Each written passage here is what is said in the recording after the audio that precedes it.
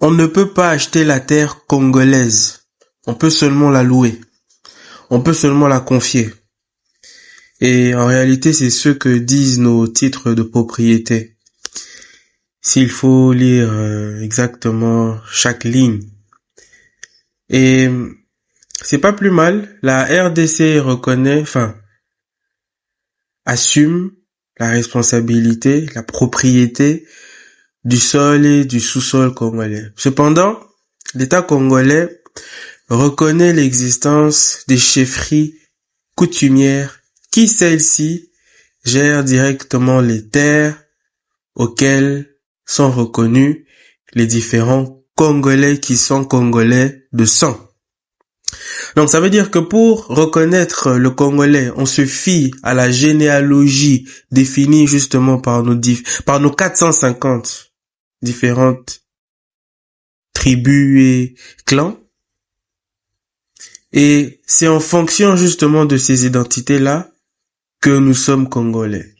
Non pas en fonction du ius soli, c'est-à-dire il ne suffit pas de naître dans notre pays pour être Congolais, mais il faut avoir le sang de la lignée des tribus et des clans congolais.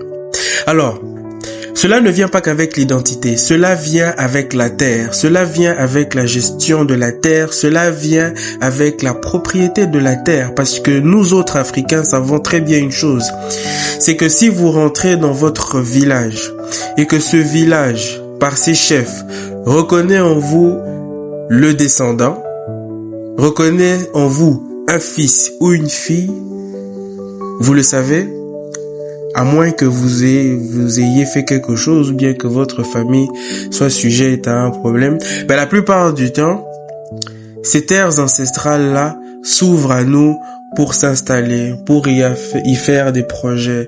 Peu importe l'ampleur, la plupart du temps, si vous êtes en bon terme, le chef coutumier de vos villages respectifs vous offriront de la terre en quantité incroyable.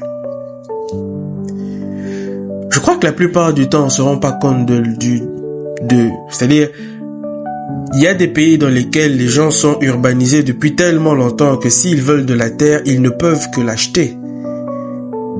Je dis pas que nous autres, nous n'achetons pas, mais ce que je veux dire, c'est que par nos liens généalogiques, nous détenons déjà de la terre. Et ça, c'est très intéressant.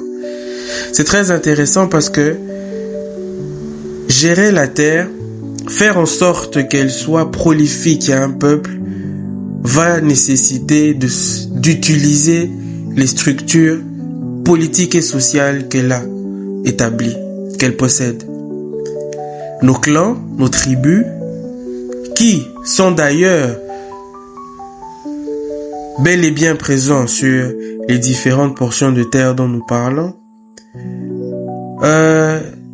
détiennent la capacité ou alors, on va dire, le devoir et le droit de gérer les terres. Qu'est-ce que cela implique?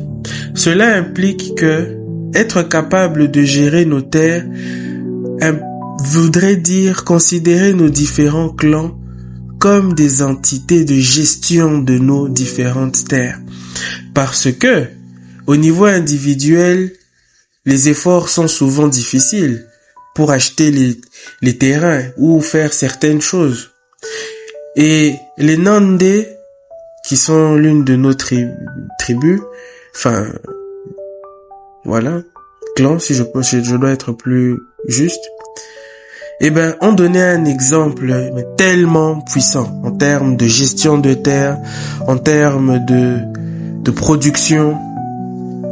Et cela veut dire que, pour moi, gérer la terre demande à ce que ces différentes identités que nous avons ne soient pas sujets de division, mais soient sujets de stratégie pour comprendre nos différents environnements et pour gérer intelligemment nos terres en nous basant sur nos liens fraternels, en nous basant sur nos différentes identités, en nous basant sur la richesse culturelle de ces différents clans et tribus, car eux connaissent ces terres, eux savent les exploiter.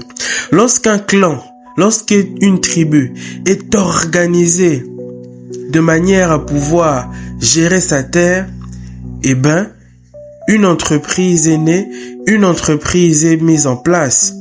Et les dignitaires, les descendants de cette terre peuvent directement bénéficier des avantages de quoi? De l'organisation clanique, de l'organisation ethnique, parce que celle-ci possède des terres, et que ces terres sont riches, que ces terres produisent facilement de la nourriture. Nous parlons de terres arables, africaines, très riches, très productives.